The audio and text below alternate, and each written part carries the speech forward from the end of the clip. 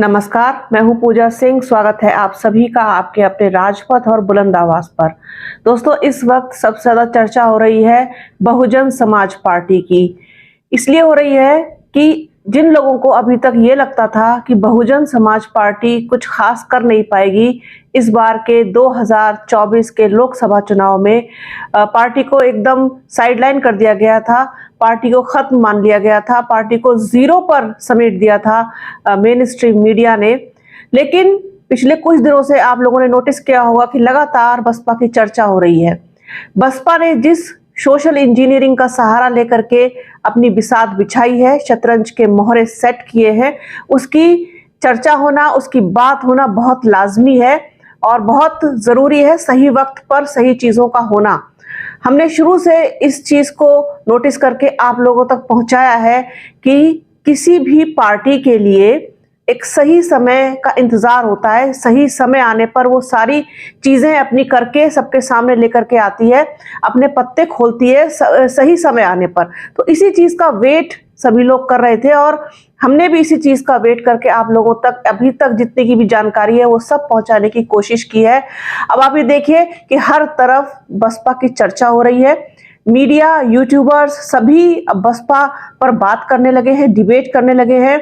उनके दिए गए टिकट्स पर जो उन्होंने उम्मीदवारों को दिए हैं, जिनको मैदान में उतारा है हाथी का महारथी बना करके, उनकी अब बात होने लगी है, उन पर डिबेट होने लगी है।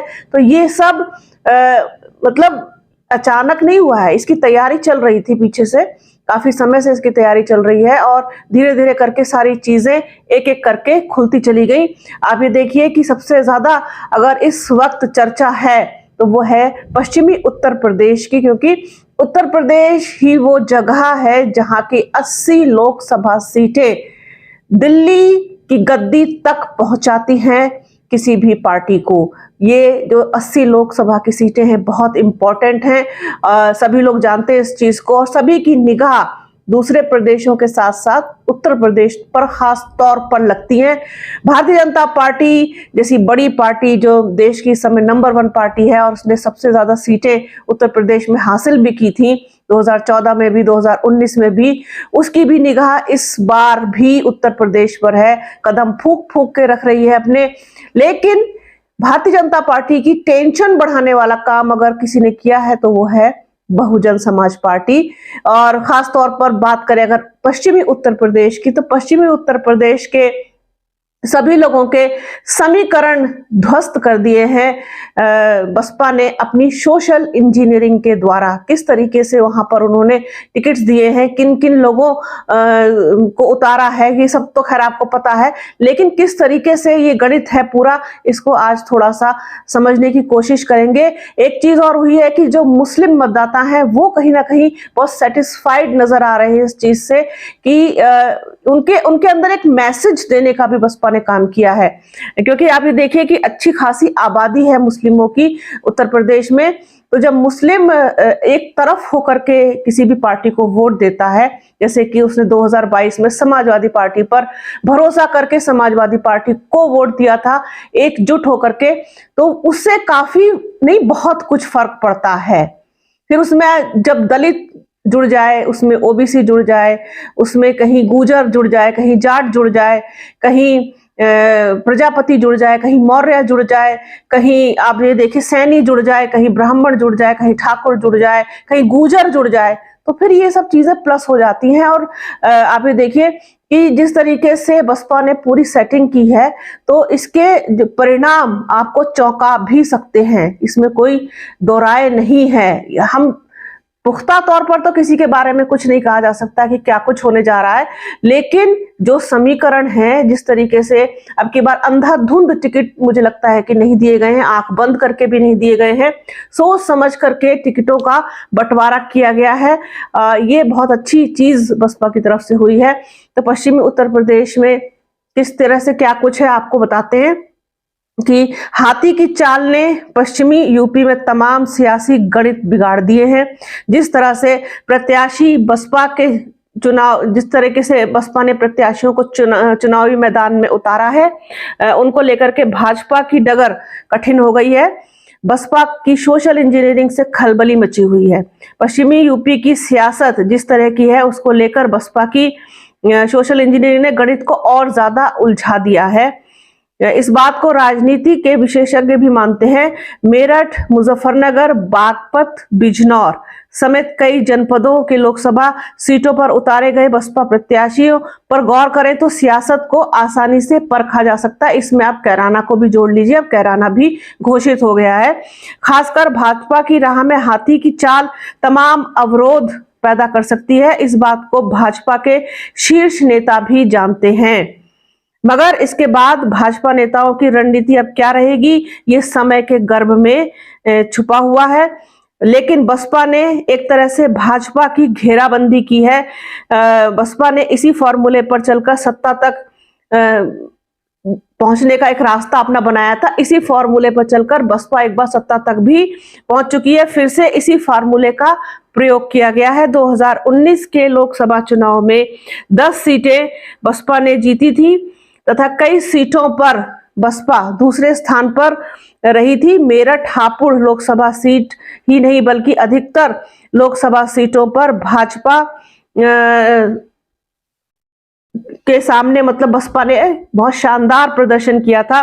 दरअसल भाजपा के वोट बैंक में ही बसपा ने सेंध लगाने का काम किया है और उन्होंने मेरठ से देवव्रत त्यागी को चुनाव मैदान में उतार दिया है।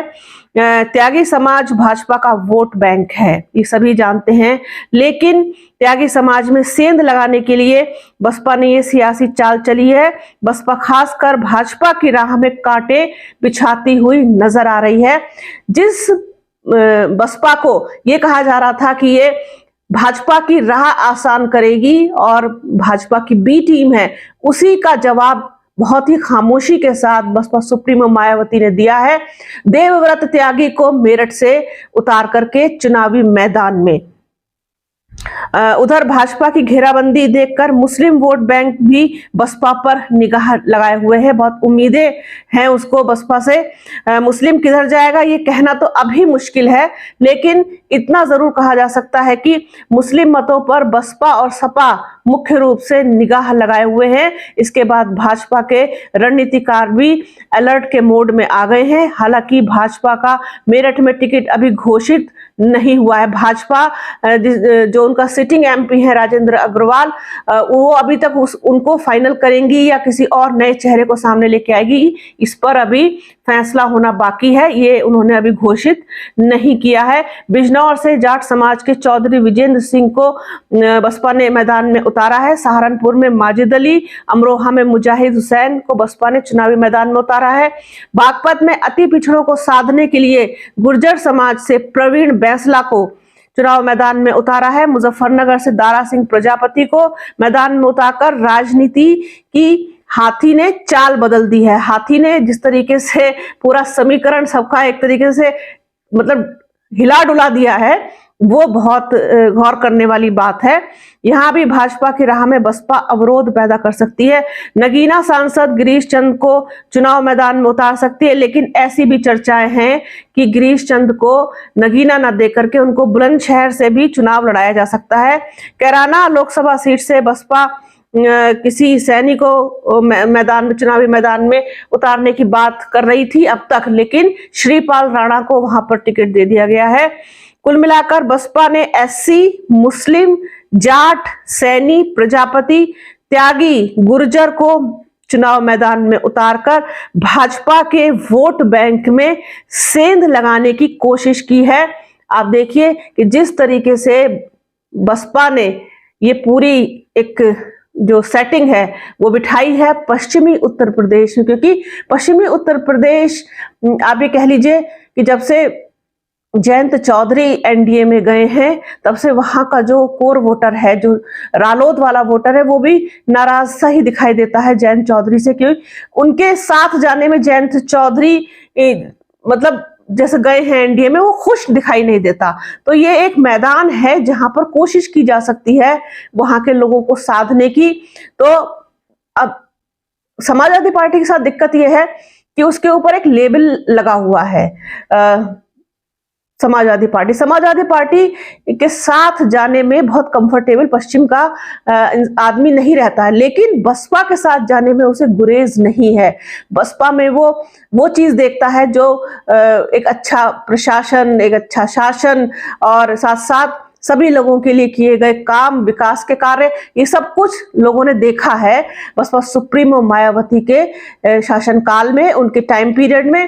तो लोग उनके साथ जाने में कंफर्टेबल होते हैं, उन्हें कोई दिक्कत नहीं होती। उनके साथ किसी भी तरीके का कोई ध्रुवीकरण करने जैसा या कोई एक मतलब सांप्रदायिक जैसा कोई टैग उनके साथ नहीं है। और बहुत साफ सुथरी छवि बसपा की रही है हमेशा से ही।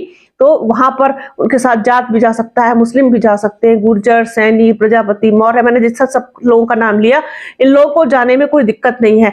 तो पश्चिमी उत्तर प्रदेश का जो एक बड़ा ही अजीबोगरीब सा गणित है, उसको और ज्यादा पेचीदा बना दिया है बसपा ने, इस तरह से अपने प्रत्याशी मैदान में उतारकर अपनी सोशल इंजीनियरिंग का बेहतर प्रयोग करके। आगे भी क्या कुछ होगा, मिडिल वाला जो पार्ट है, जब हम मुरादाबाद, रामपुर और बरेली की तरफ आते हैं तो यहाँ पर क्या है, फिर इससे आगे पूर्वांचल में क्या है, किस तरीके से सोशल इंजीनियरिंग की है बसपा ने, वो भी आपके साथ शेयर करेंगे। तो बने रहिए राजपथ और बुलंद आवाज के साथ। हमारे चैनल को लाइक कीजिए, शेयर कीजिए, सब्सक्राइब कीजिए, बेल आइकन जरूर दबाइएगा। अपना और अपनों का बहुत ख्याल रखिए। वीडियो को ज्यादा से ज्यादा शेयर कीजिए और वीडियो को प्लीज पूरा जरूर देखिएगा। अपना और अपनों का बहुत ख्याल रखिए। जल्द मिलूंगी आपसे एक नए वीडियो में एक नए मुद्दे के साथ। तब तक के लिए जय हिंद।